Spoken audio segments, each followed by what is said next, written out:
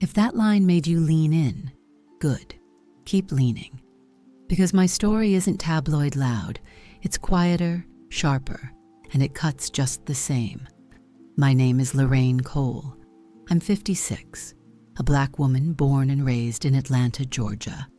I'm a widow. Derek passed 6 years ago, the kind of leaving that feels like a room closing softly behind you.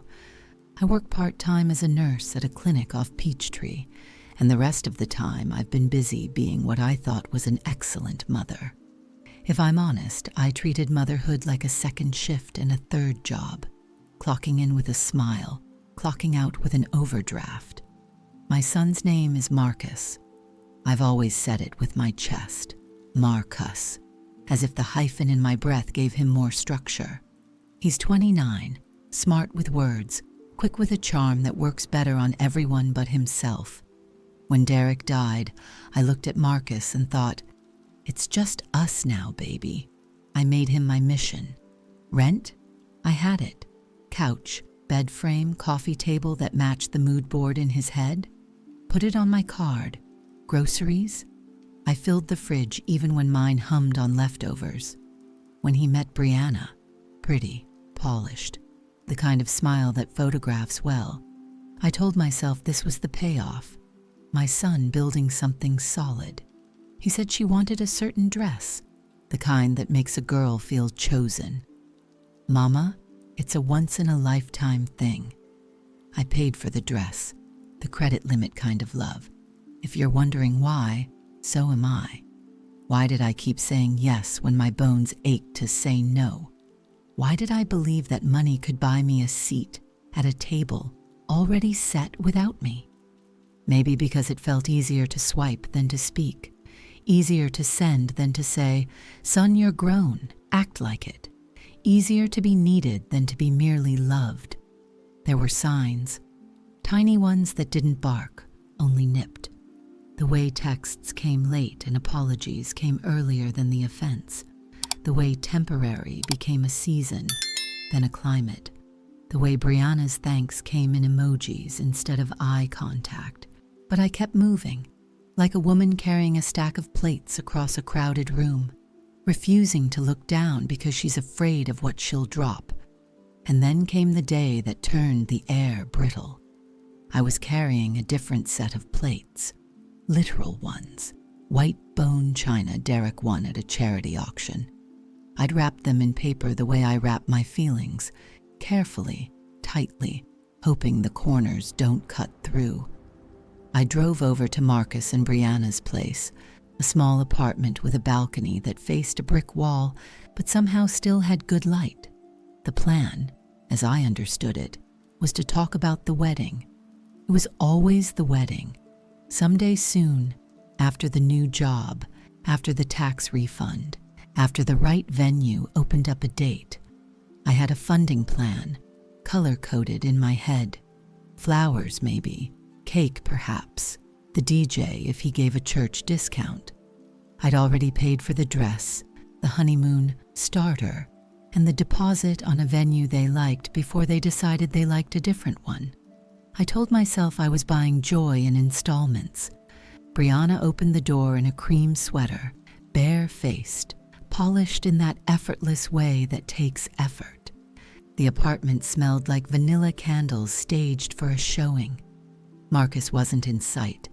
I lifted the box a little, playful. Look what I brought for the head table. Her eyes slid to the plates, then back to me. The smile she offered was a line, not a curve. Oh, Lorraine, she said, like we were about to laugh at the same joke. We actually already got married yesterday. For a second, the hallway tilted. It's funny what your mind does. It grabs for the unimportant. I remember noticing the scuff on their welcome mat.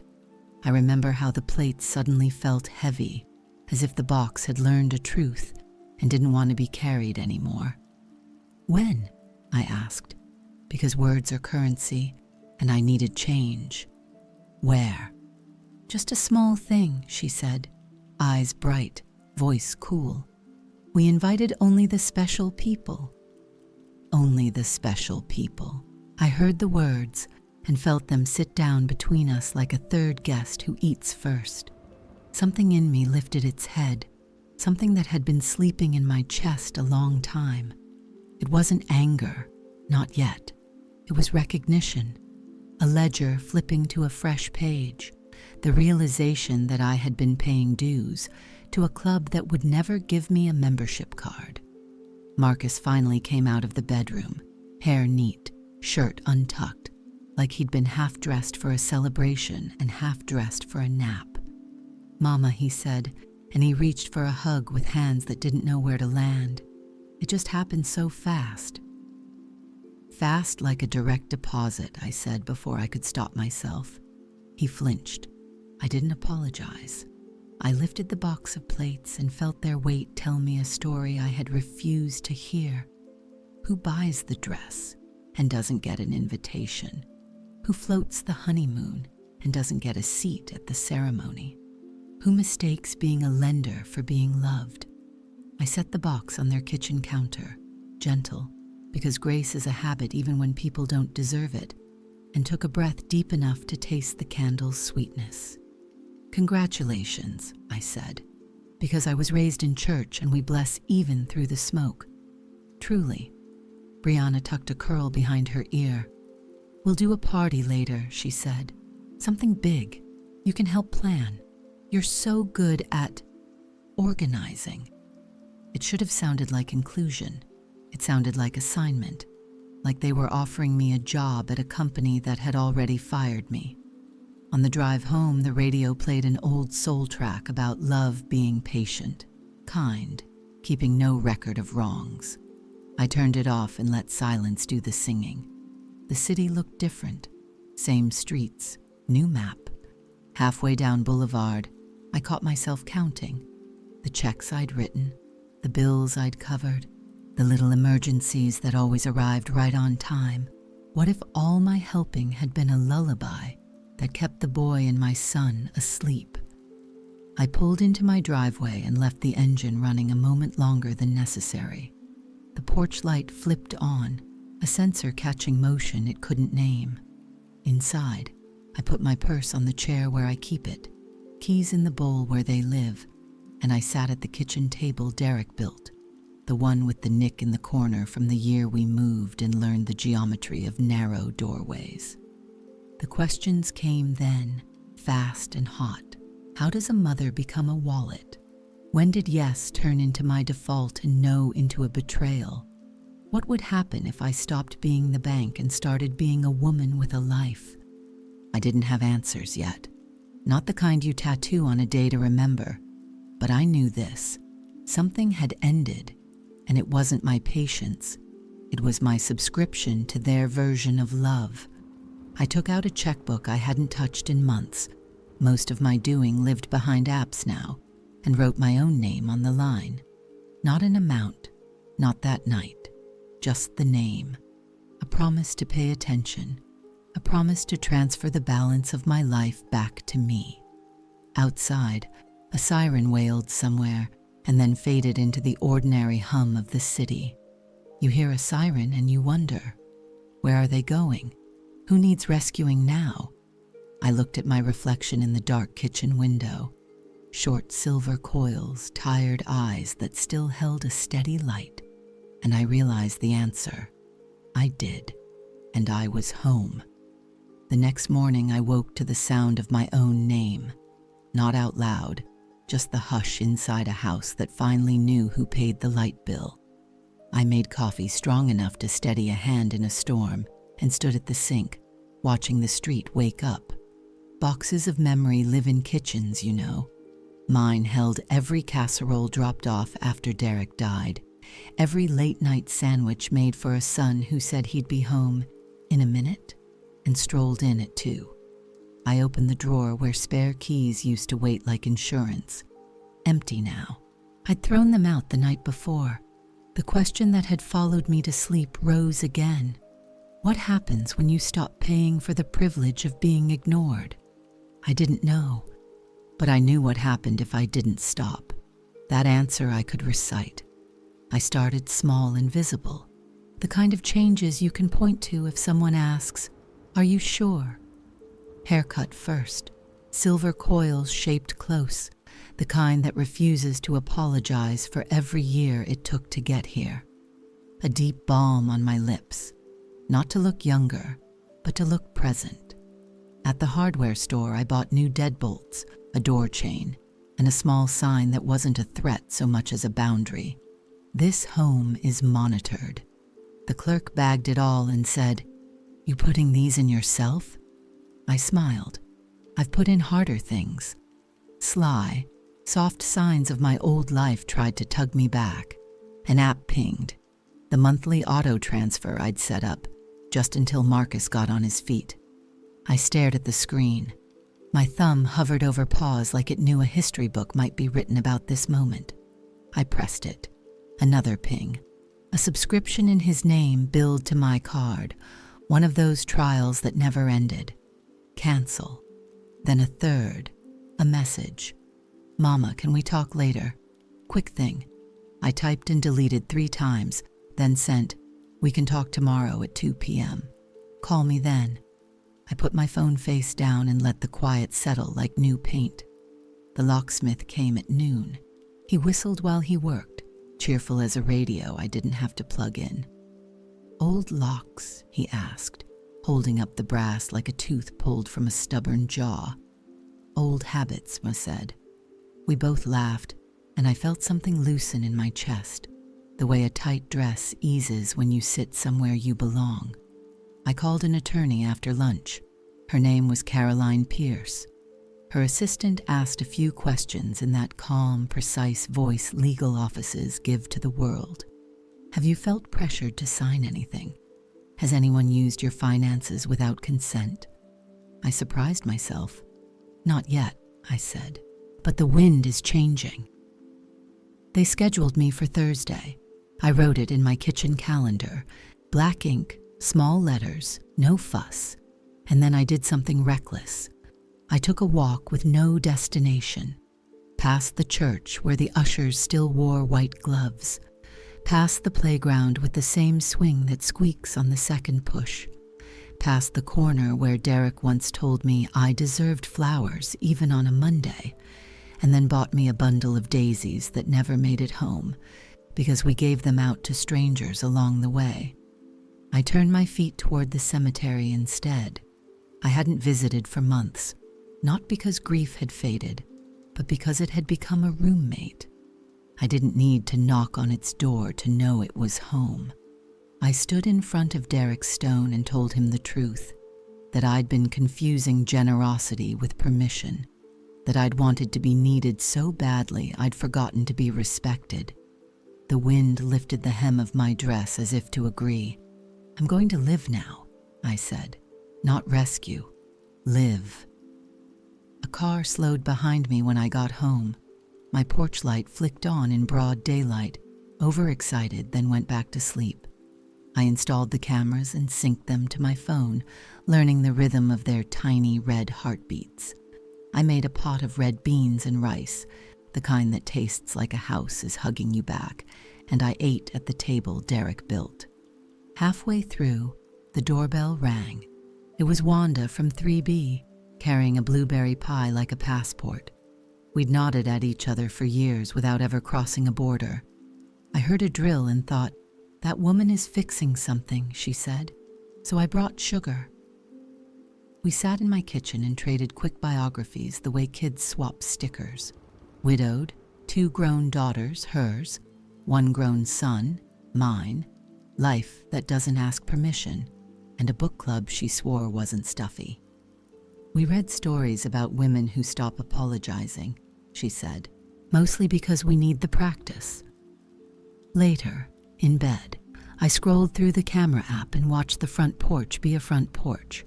A moth experimented with fame.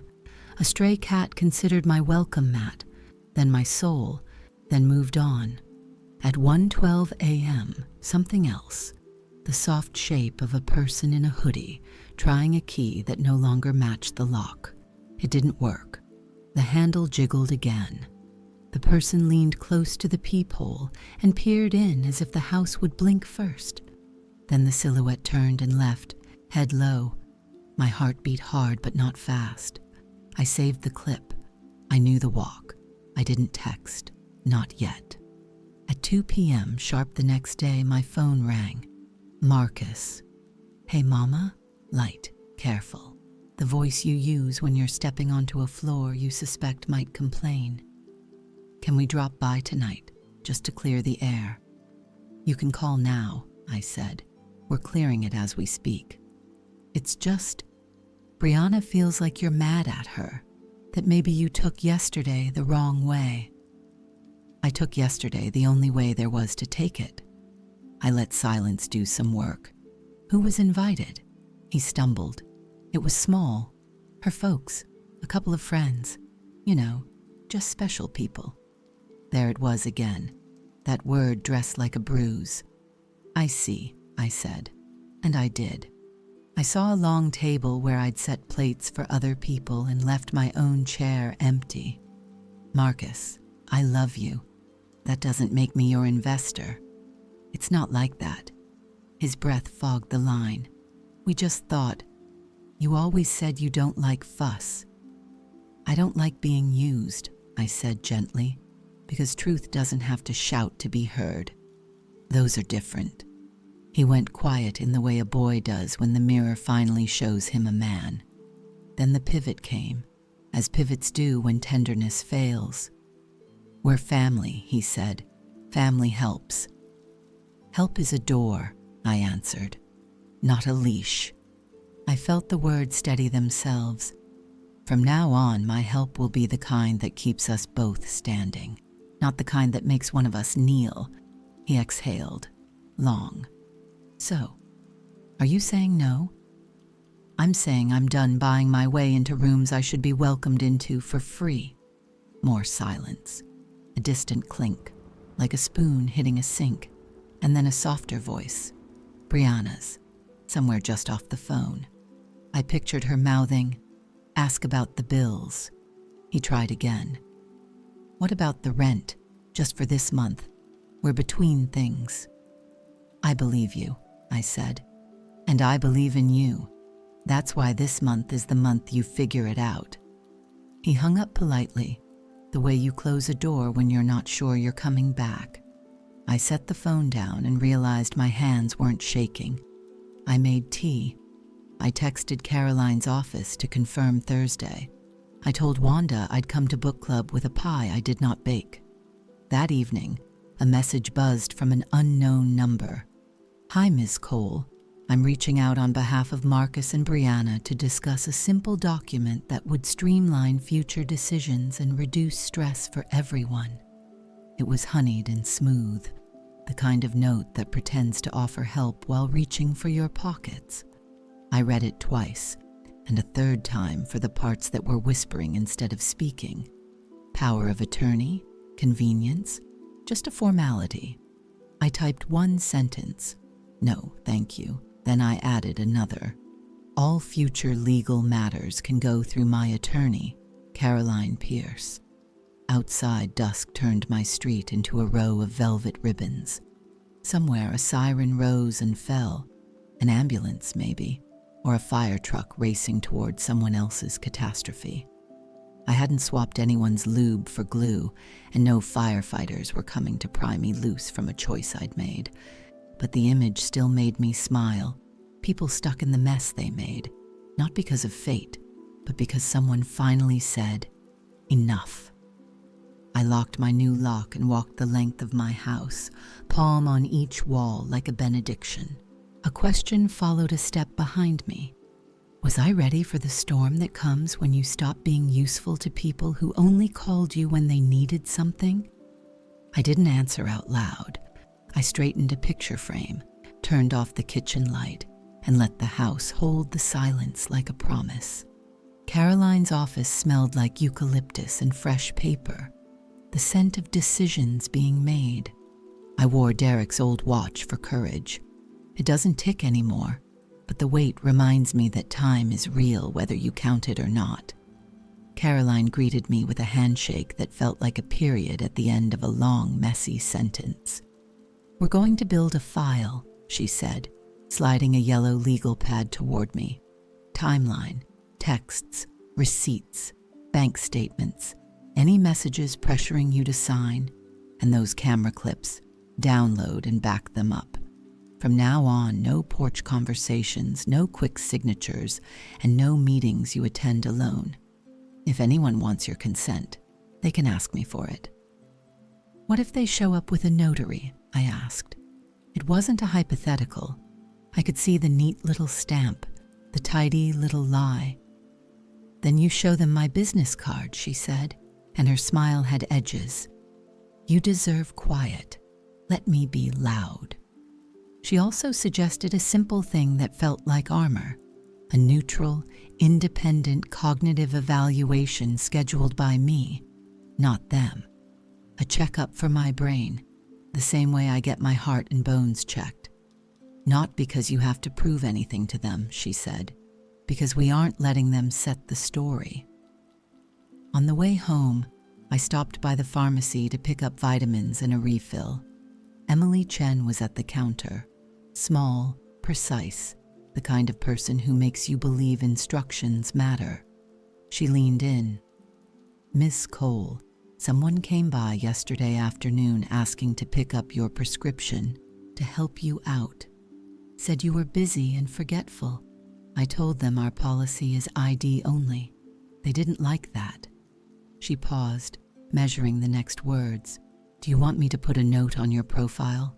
Patient only, no exceptions. Yes, I said. My voice surprised me. It didn't shake. And thank you for the policy. Outside, the day had the pale gold of peaches left too long on a windowsill. I bought a bouquet of supermarket daisies on a whim and put them in the sink at home, where the sunlight makes petals look honest. The text arrived early evening. Hey, Ms. Cole, we'll swing by around 7 with some simple paperwork, just a housekeeping thing, really, to make decisions easier in emergencies. No need for your attorney for something so basic. Housekeeping. The word tried to dress control in an apron and call it help. At 7 on the dot, my doorbell played its cheerful chime. Through the camera, I saw Marcus and Brianna, polished and pastel, flanking a man with a briefcase and a portable notary seal like a shiny threat. I opened the door but kept the chain latched, the way you do when you're willing to meet, but not willing to surrender. Evening, Mama, Marcus began, and I heard the performance walk in before he did. This is Mr. Keene. Just a quick signature to make everything smoother, if, God forbid, anything happens. Something already happened, I said. You got married without me. Mr. Keene gave me a smile you could wipe off with a napkin. This is standard, Miss Cole. Power of attorney. It just saves time. I'm in no rush, I said, and slid Caroline's card through the gap. All legal requests go here. Brianna's face did a small thing, pinched, then smoothed. We're trying to help, she said. You've seemed overwhelmed. Help doesn't arrive with a pen already uncapped, I answered. I closed the door gently, not because they deserved gentleness, but because I did. The camera saved the clip without being asked. Technology has a gift for cold memory. They didn't leave right away. The porch picked up their words in pieces. Ungrateful, dramatic. She's making this hard. When they finally went, they took the light with them. I turned on the lamp Derek and I bought in our 3rd year of marriage, the one that still leans a little and refuses to apologize for it. Wanda texted, Pie and book club Wednesday? We're reading Women Who Stop Being Cushions. I smiled and typed yes. Then I sat at the table and made a list like Caroline taught me. Dates, transfers, promises I'd kept that no one else remembered. Every line was a bead on a rosary I didn't know I'd been praying. 2 days later, I heard it. The knock that isn't a knock, the kind that carries authority in the knuckles. 2 officers stood on my porch, hands open, faces careful. Ma'am, we got a call from a concerned relative asking for a wellness check, one said. They were worried you might be confused or in danger. I let them in. I showed them the checklist on my refrigerator with meals and meds, the camera system app, the lock receipts, my tidy row of pill bottles with dates marked in black marker, my appointment card for the independent evaluation. We chatted in my kitchen like regular people. I didn't overshare, and I didn't apologize. "You seem fine to us, Ms. Cole," the older one said. "Do you want us to note anything else?" "Yes," I said. "Please write that I requested no further unannounced welfare visits unless there's an actual emergency, and that I'm represented by counsel." When they left, I wrote their names in my notebook and underlined them twice. Evidence is only useful if it can be found again. That evening, book club gathered in Wanda's living room, every chair mismatched and perfect. We passed around mugs and stories like recipes. A woman named Patricia talked about her nephew who borrowed her car and returned it with a payment plan attached to her name. A retired teacher with a laugh like church bells said, "No is a sentence, period provided." We practiced saying it, softly first, then out loud, then the quiet kind that doesn't flinch when someone rolls their eyes. "People call it tough love," Wanda said, slicing the blueberry pie. "But really, it's fair love. Love that splits the bill." On my way home, an idling sedan shadowed me for a block, then turned off. Maybe coincidence, maybe a reminder. I sat in my driveway a long minute, hands on the wheel, and wondered how many small alarms a person can swallow before they start ringing from the inside. The independent evaluation was a calm room with a clock that didn't tick. Dr. Patel asked about dates and names, had me draw a clock face and remember 3 words 15 minutes later. I remembered them: river, lemon, staircase, and felt silly for worrying even as I knew the test wasn't for me. "You're sharp, Ms. Cole," she said at the end. "Sharp and steady. I'll have the report to you and your attorney within a week." I thanked her and didn't tell her that being sharp felt less like a compliment than a responsibility. At the grocery store, Miguel waved me over from behind the register. "You okay, Miss L?" he asked, lowering his voice. "I saw your boy outside last night with his lady, not buying, just looking around. You want me to keep an eye?" "Please," I said. "And if anyone ever tries to put a bill in my name, you call me before you ring it up." He thumped his chest.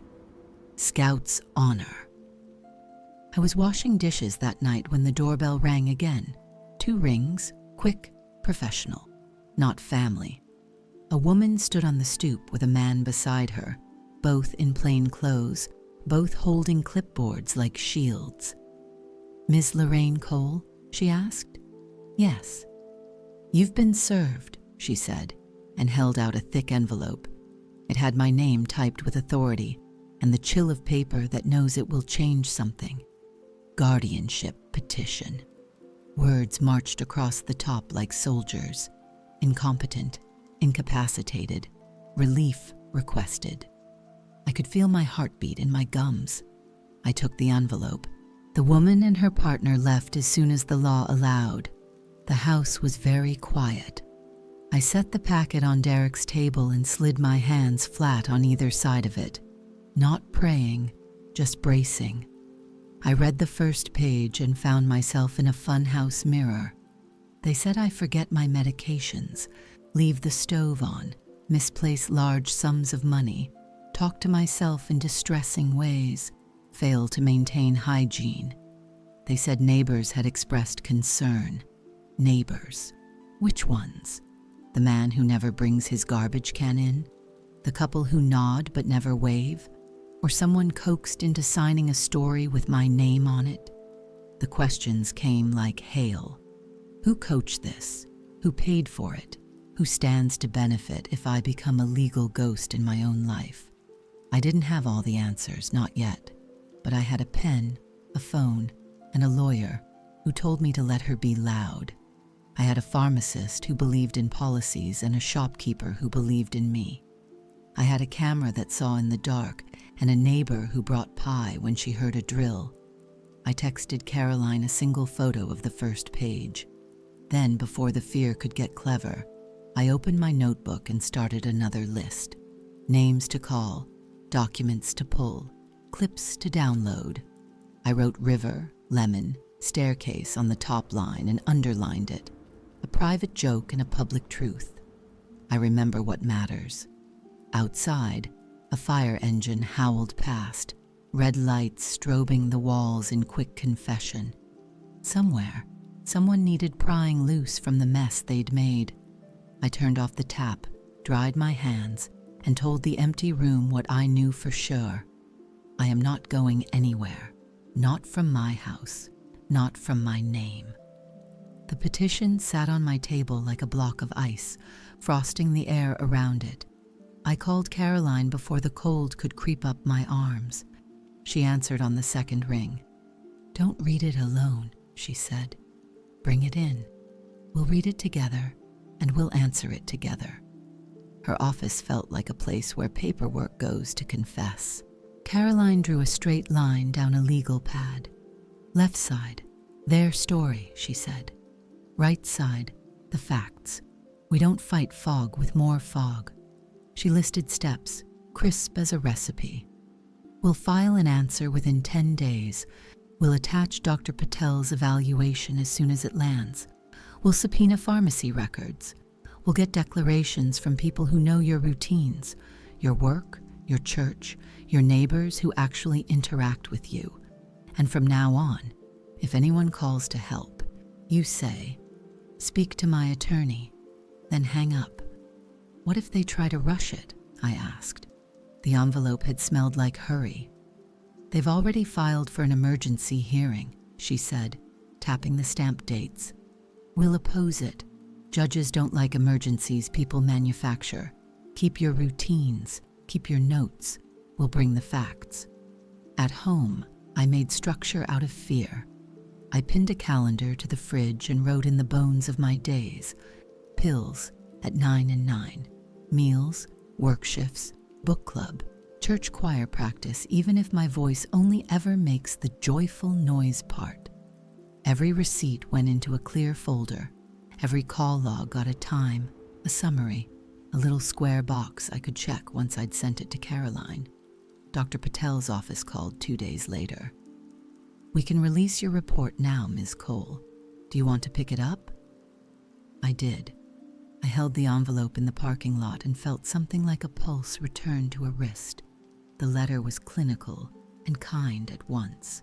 Cognitive screening within normal limits for age. Independent in ADLs and IADLs. No evidence of dementia, delirium, or major neurocognitive disorder. I took a photo and texted it to Caroline with 3 words. "Here's our spine." Not everyone liked the new posture. Marcus left a voicemail that began with "Mama, I love you," and ended with "This is for your own good." The connective tissue between them made entirely of sign the paper. I played it once for the record, then saved it in a folder labeled "Noise" that thinks it's music. Brianna's number followed, honeyed and weary. "If you'd just trust us," she said, as if trust were a floor she'd invited me to fall through. I went to pick up my prescription. Emily Chen leaned in across the counter. "Heads up," she said in a low voice, sliding me the bag. "A man came in this morning asking if we could add alprazolam to your profile because your anxiety's gotten so bad. He said he was family.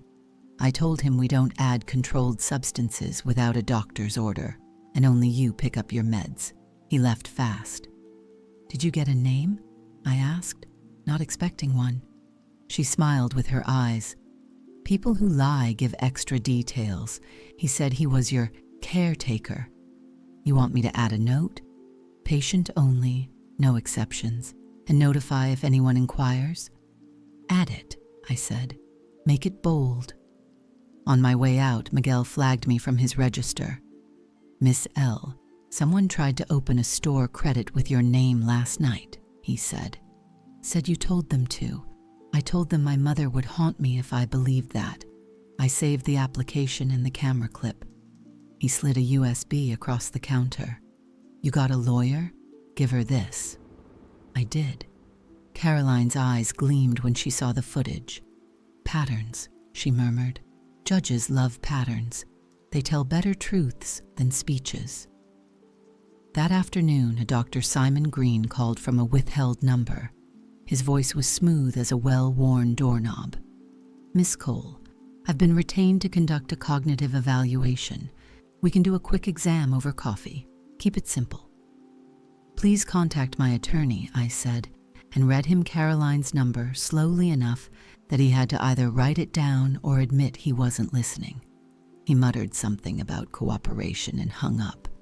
10 minutes later, my email pinged with a PDF, his preliminary concerns based on collateral reports, concerns born without ever touching the ground.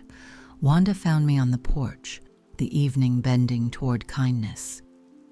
You look like you need women, she said, and I did. We gathered in her living room again, a council of soft chairs and sharp minds. Patricia, nephew car incident, had printed a template for declarations. Facts only, she coached. No adjectives. Adjectives are for liars and poets. We laughed, and then we wrote. Dates, deliveries signed, choir rosters with my attendance, clinic schedules, the time I asked the usher to seat a latecomer somewhere less drafty because she'd forgotten her sweater, and I carry a spare in my trunk.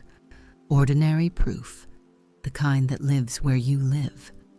A welfare check came again, this time with a clipboard wielded like a baton.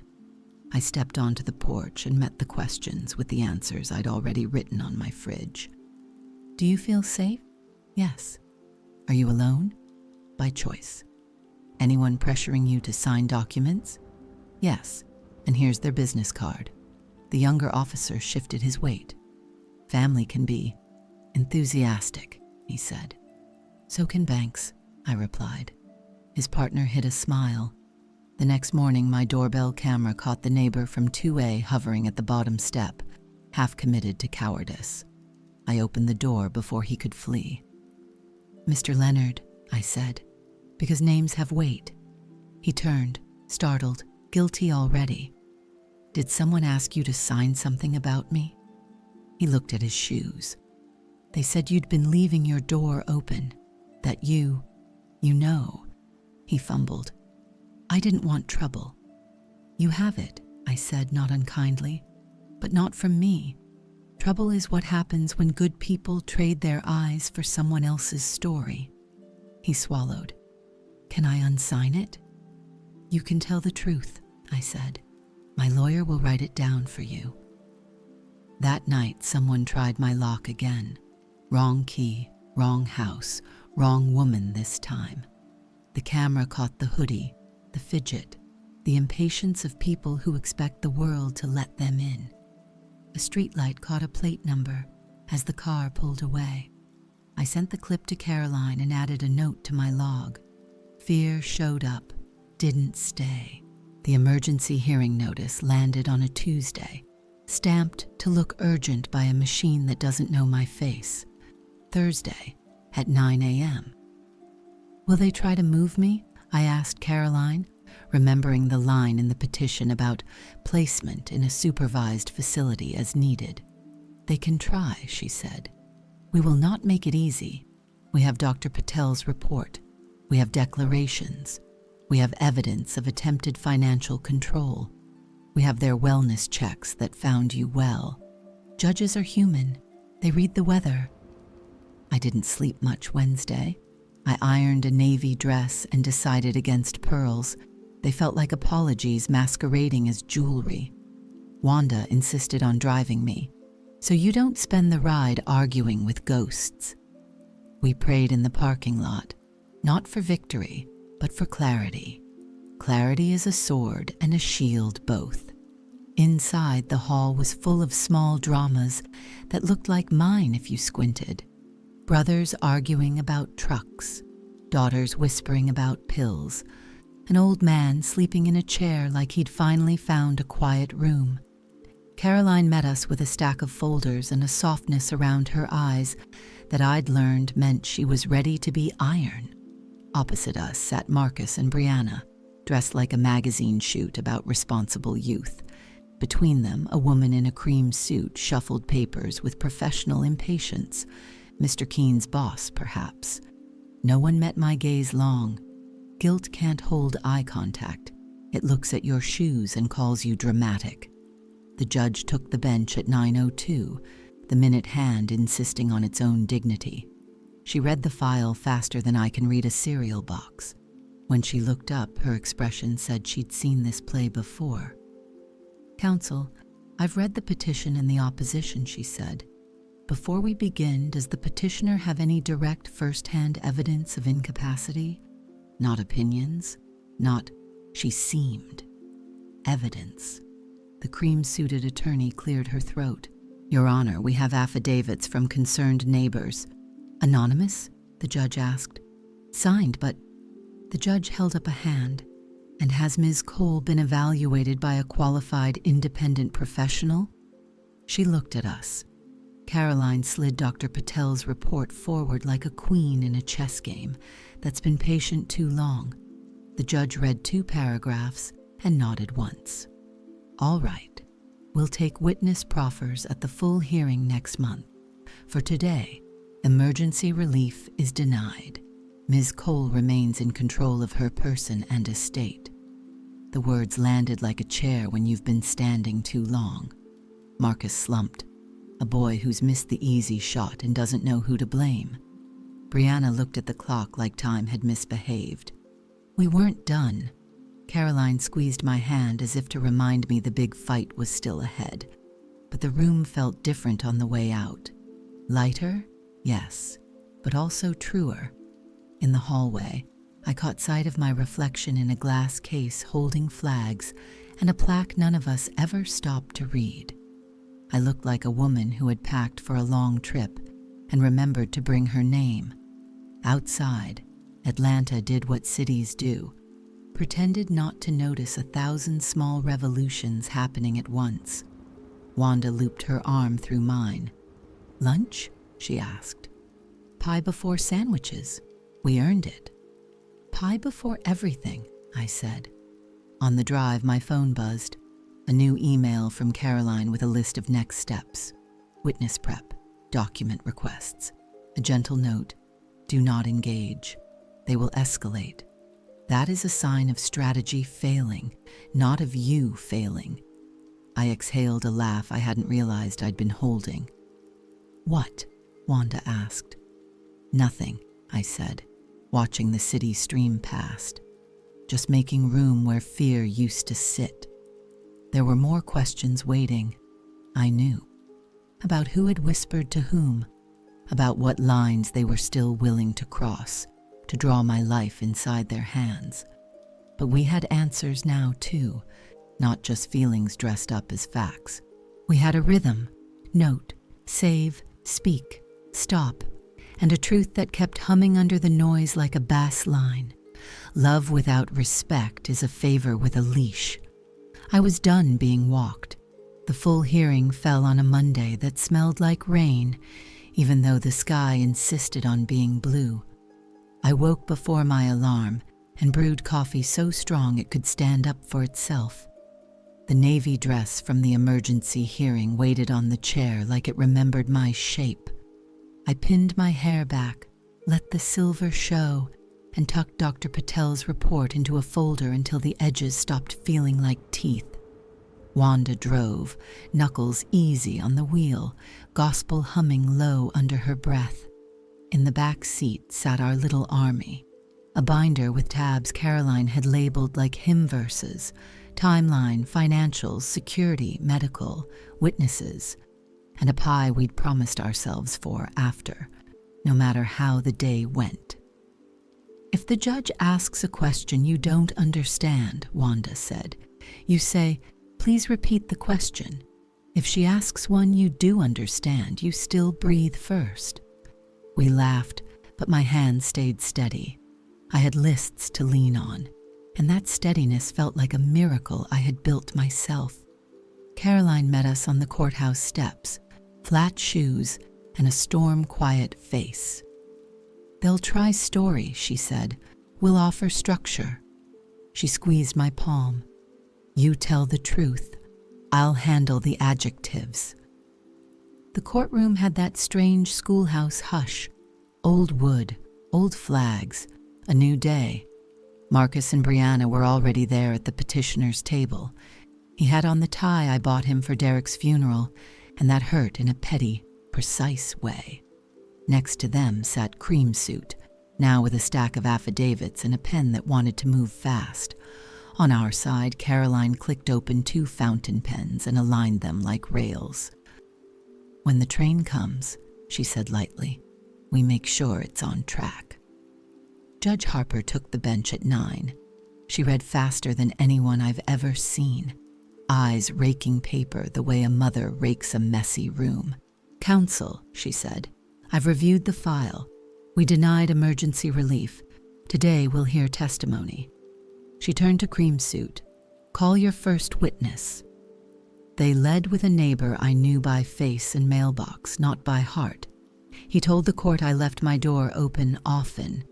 Caroline stood up before the word could molt into always. "Often meaning," he faltered. "Twice," he said. "In the last year." "Was the door open?" Caroline asked, "or was the screen door latched and the inner door propped while Ms. Cole carried in groceries?" He blinked, caught in the difference. "She propped it, with her hip." The judge arched an eyebrow. The record took the note. Cream Suit tried Emily next. "As a pharmacist, have you observed forgetfulness?" Emily folded her hands, calm as a metronome. "I've observed diligence," she said. "Ms. Cole asks me to double-check interactions. She sets reminders, she picks up on time, and when a man tried to add a controlled substance to help her, I refused him and documented it." She lifted a printout. "This is the note." Caroline marked it as an exhibit. The judge read and nodded once, a small gavel inside her throat. They brought in a welfare check officer who looked embarrassed to be there. "She was oriented ×3, he said. "House was clean, meds were organized, locks were new. We noted no concerns." "And yet you're here," the judge murmured, turning the page like she was turning a corner. Dr. Simon Green followed, sharp suit, warm voice. He testified to collateral reports of concerning behavior and increasing rigidity in thought patterns. Caroline tilted her head. "Dr. Green, how many minutes did you spend with Miss Cole?" "We spoke briefly by phone." "So 0 minutes in person," Caroline said, and the court reporter's keys clicked the number in. "Did you administer any standardized assessment?" "I saw no need given the volume of collateral." "You saw no patient," Caroline said, soft as a pin through silk. "Thank you." When she sat, I realized I'd been holding my breath only because I could finally exhale without shaking the bench. Marcus took the stand last for their side. He swore in with eyes that skated away from mine and told the court he worried that I was not myself, that I snapped at him, that I'd forgotten pot on the stove once back in 2018. "And the wedding?" Cream Suit guided. "Spur of the moment," he said. "We wanted something small. Mom doesn't like fuss." His voice tried to land on kind and fell, clumsy, into condescension. When Caroline stood to cross, the air sharpened. "You're 29, Mr. Cole?" "Yes." "Employed?" "Between opportunities." "How long have you been between?" He swallowed. 8 months. "In those 8 months, did your mother pay your rent?" "Sometimes." Caroline lifted a stack of checks with my handwriting marching across them like an army that had forgotten it could rest. "Exhibit Q through DD," she said. The judge's eyebrows did a small dance. I decided to take personally. "Did your mother pay for a dress?" "We reimbursed." "Did you reimburse?" Caroline asked, and she had the receipts to answer her own question. The silence was answer enough. And on the night someone tried Ms. Cole's lock at 1:12 a.m., Caroline said, "Where were you?" His mouth opened and rearranged itself into uncertainty. "Home," he said. "We have a video," Caroline said. "We also have a license plate." She didn't look at Brianna, and that restraint cut deeper than a glare. Our side felt like the opposite of theater, more book club than Broadway. We called facts like old friends and let them tell their stories. Dr. Patel testified first, clear, unadorned, clinical compassion. "Miss Cole's cognitive screening is within normal limits for age," she said. "She is independent in both activities of daily living and instrumental activities, such as managing finances and medications. Would you expect someone meeting criteria for guardianship to present as Ms. Cole does?" the judge asked. "No," Dr. Patel said. "I would not." Miguel took his cap off at the door and put it back on after the oath, a man with manners and receipts. He described the attempt to open credit in my name, handed over the application and the video on the USB. "She keeps a budget," he added, almost apologetically, as if complimenting me for being tidy might be an overreach. "I see it every month." Emily returned to confirm her policy. Mr. Leonard from 2A came, face penitent, dignity scraped, but intact. "I signed something I shouldn't have," he told the judge. "They told me she was unraveling. I've since seen her. I was wrong." The judge thanked him in a tone that made apology sound like a skill. Wanda spoke last, because Caroline knows about dessert. She didn't tell stories about character or warmth. She offered a ledger of ordinary. "She shows up," Wanda said, "to book club, to choir, to coffee. She drives other women home after dark. She returns casserole dishes labeled." The courtroom chuckled and then quieted, because the truth was walking around without makeup on and still looked good. Caroline closed like a seamstress, not ripping, just finishing. "Your Honor," she said, "what we have here is not a case about incapacity. It is a case about access. The petitioners had access to Ms. Cole's money for years. The moment that access was restricted by boundaries, locks, and counsel, concern bloomed. Concern came dressed as welfare checks and paperwork. Concern came with a notary. Concern came with a doctor who never examined the patient. What we have from Ms. Cole is routine. Schedules, appointments, receipts, actual medical opinions. Patterns tell stories. Theirs tells one, ours tells another.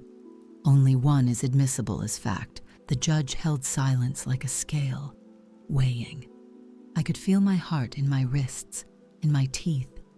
She looked at Marcus and Brianna for a long, unblinking count. Then she spoke. "Guardianship is a nuclear option," she said. "It is appropriate when an adult cannot protect their own interests. Here, the evidence shows Ms. Cole not only can, she does. She sought independent medical evaluation. She organized her medications and finances. She engaged counsel. The court notes multiple attempts by the petitioners to obtain control over Ms. Cole's affairs without basis, including efforts to secure a power of attorney and to alter pharmacy profiles without medical authorization." She turned a page. The paper made a sound like weather changing. "The petition is denied," she said. "Moreover, given the record, the court finds the filing was motivated not by care, but by control. Costs to the respondent. Any further ex parte filings on this subject will be viewed with suspicion and may result in sanctions." The gavel's light tap sounded like a door closing softly. Not a slam, not a shout. The kind of close that leaves the frame intact. Brianna stared at a point just to the left of reality. Marcus looked small, in a way I hadn't seen since the night we told him his father wasn't coming home. I felt the old reflex rise. Go to him, smooth his hair, translate the world into something softer. I didn't move. Love without respect is just a favor with a leash. I would not put my neck back in it. In the hallway, Caroline slid an arm around my shoulders and let it rest there, light as a hand on a Bible. "We're not done," she said. "They could appeal or try again sideways, but today matters." "Today matters," I echoed, trying the words on like a coat that fit better than I remembered. We stepped into the sun. The city was loud in the way that means you're still alive. Buses sighing, a trumpet practicing something brave in a second-story window, a fire truck siren unspooling down Cortlandt like a ribbon. For a second, the image from my own wicked joke flashed. People glued to their mess, firefighters prying them apart, and I smiled, not because anyone was stuck, but because I wasn't. Wanda popped the trunk and produced the pie like a trophy. "We eat in the parking lot?" she asked. "Like teenagers?" "Like women who don't need a table to know they belong," I said. Between bites, my phone buzzed, Marcus's name lighting the screen, then darkening when I let it go to voicemail. A second buzz, a text from an unknown number, angry without specifics. And then a third, from Emily. "He's here again, asking questions about your meds. We told him no. Do you want me to call security next time?" I typed back, "Yes, and please save any notes." Then I put the phone face down. I would not narrate my day to people who only listen to find leverage. "You all right?" Wanda asked. "I am," I said, surprised to hear how much I meant it. I thought the victory would feel louder. It feels organized, like a closet finally cleaned and labeled, like a kitchen drawer that closes without a shove. On the ride home, Caroline emailed a list of the next right things. A letter to the petitioners instructing all contact through counsel, a fraud alert renewed with the credit bureaus, witness declarations filed for the record. Practical magic, the kind that keeps wolves bored. At a red light, I caught my reflection in the side mirror, silver hair pinned neat, eyes that had learned to look straight on. A question rose, soft as a tide. What do you do with a life you finally own? I didn't answer yet. Answers, I was learning, are better when they arrive wearing walking shoes. What do you do with a life you finally own? I started by emptying rooms.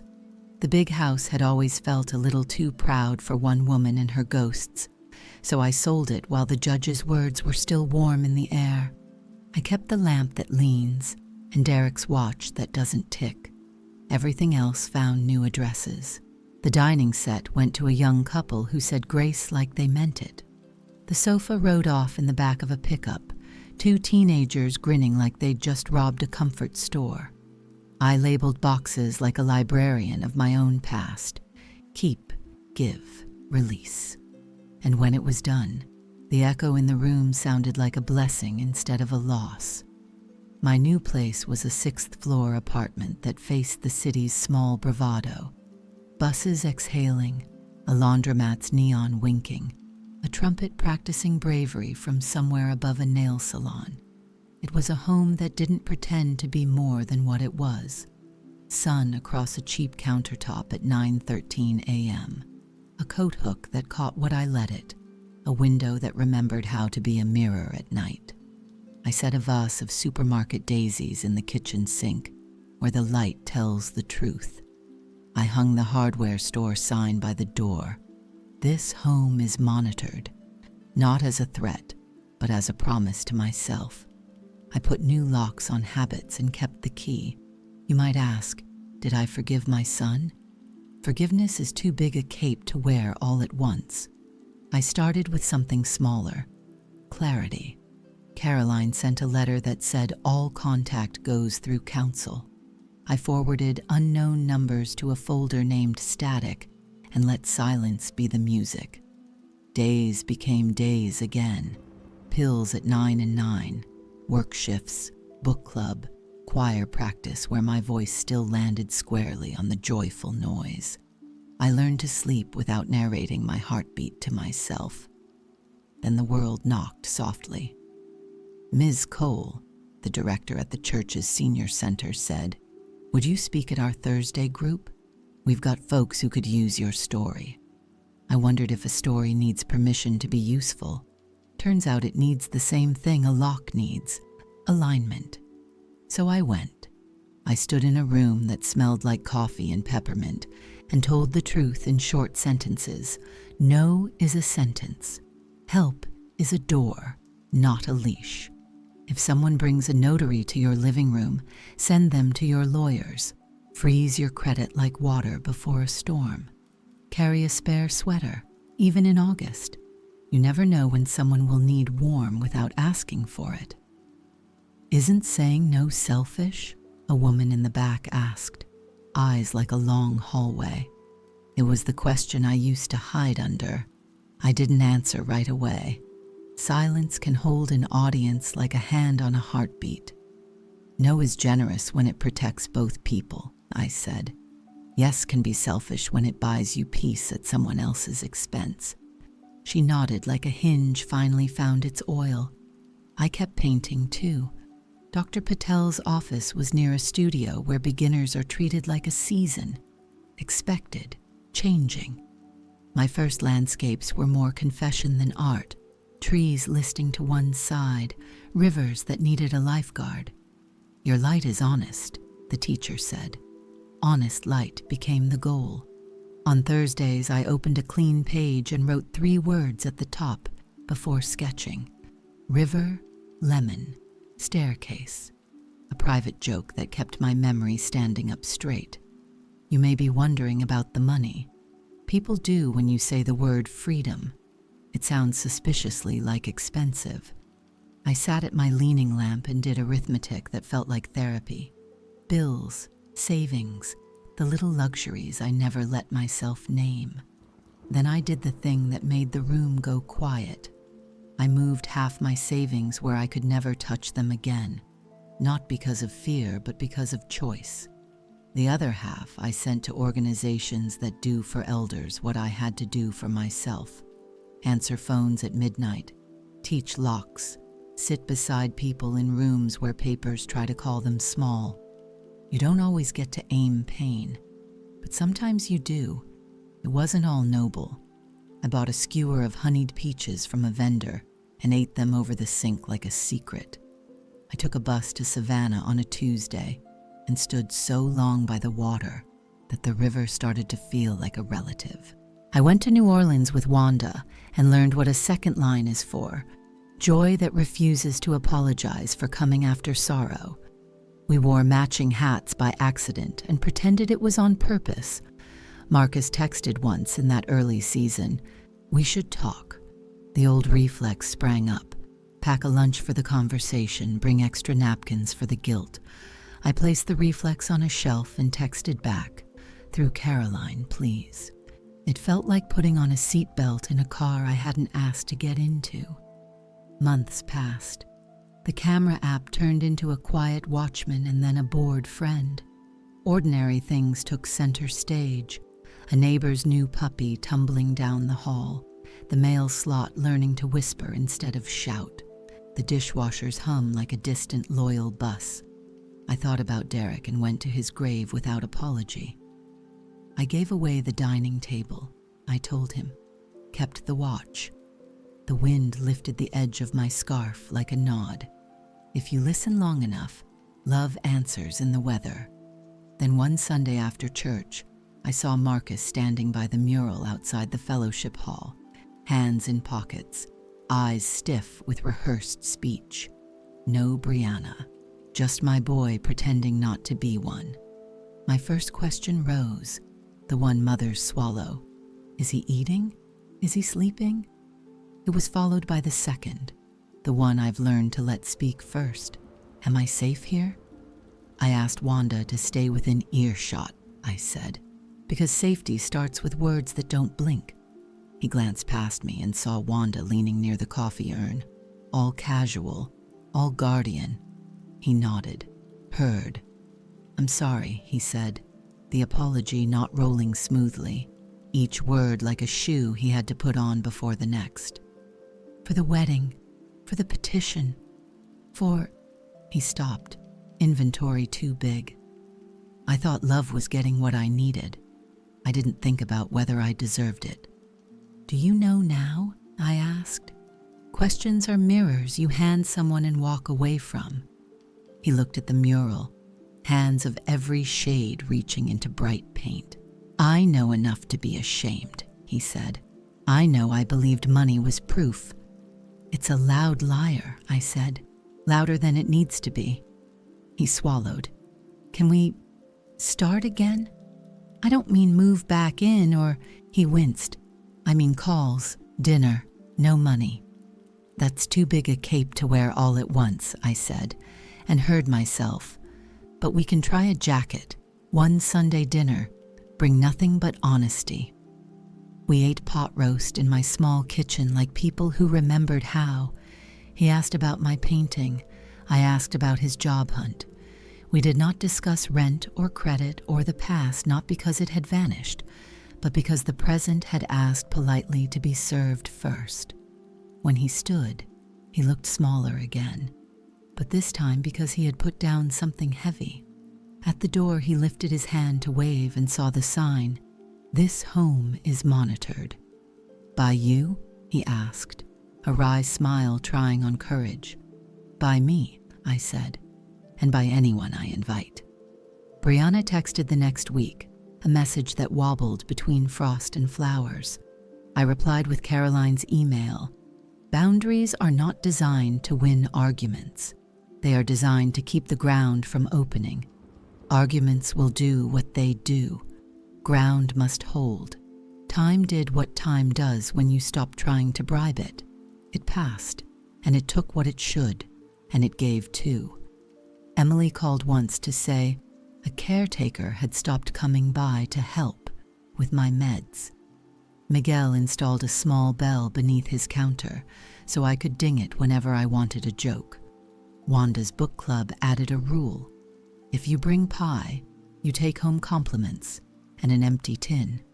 No one leaves this house with less than they brought.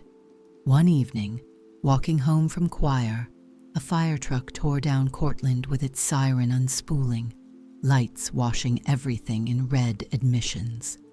I stopped on the curb and waited for it to pass. A woman next to me muttered, "Lord, somebody's stuck." And I thought of the old joke I used to hook my story, the lube and the glue and the firefighters, and realized why it made me laugh, not because of the mess, because of the unsticking, because there are people who show up with tools and patience and a certain gentleness you don't deserve, and they pry you free from what you chose and what you didn't. Sometimes those people are strangers in heavy coats. Sometimes they are women with blueberry pies. Sometimes, if you're fortunate and stubborn, that person is you. On my next Thursday at the center, a new woman with bright scarlet nails raised her hand. "How do you know when you're free?" she asked. The room hummed, everybody's question dressed in her color. "When you can hear a siren and know it isn't coming for you," I said. "When your no doesn't need a footnote. When your yes is to something you've chosen." I thought about adding more, but some truths don't like jewelry. After class, I walked home through a city that had decided to keep me and be kept. I unlocked my door and laid Derek's silent watch on the counter, face up to the kitchen light. I painted for a while, a staircase that went somewhere, a river with edges, lemons bright as small moons. Honest light found them and stayed. The camera app checked the porch and found nothing worth saving. The clock on the stove admitted the time without drama. I brewed tea for no reason at all. You might expect a grand ending, a toast, a plane ticket, a sentence that lands like a cymbal. Life is not a cymbal. It's a metronome you learn to nod with. I washed my cup. I turned the leaning lamp a degree toward the wall so the shadow would sit right. I texted Wanda a photo of the painting. She sent back a string of hearts and the word frame. I smiled and thought, I will. Here is what I know now, the kind of knowing that stops asking for proof. Love that has to be purchased isn't love. It's a receipt. Respect is the currency that holds its value. And freedom, every inch of it, every boundary, every canceled auto transfer, every calm refusal, isn't too expensive. It is the exact price of being yourself. I swapped a life of quiet begging for a life of quiet belonging. No firefighters came to pry me loose. I learned where the glue was and stopped calling it love. Here's where I leave you, at a small kitchen table, with a lamp that leans and a woman who finally stands straight. Life is not tidy. It will test your name, your patience, your pocket, and your heart. Some days you win loudly. Most days you win by keeping your dignity, telling the truth, and choosing the kind of love that doesn't need receipts. Say no without hate. Say yes with intention. And even when the road is rough, stay human. If this story reached you, I'd be grateful if you'd support the channel. Subscribe, like this video, and share a comment.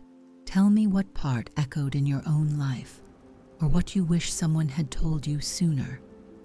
On this channel, you'll find many powerful stories about ordinary people who walked through hard times and heavy betrayals and found their way back to themselves.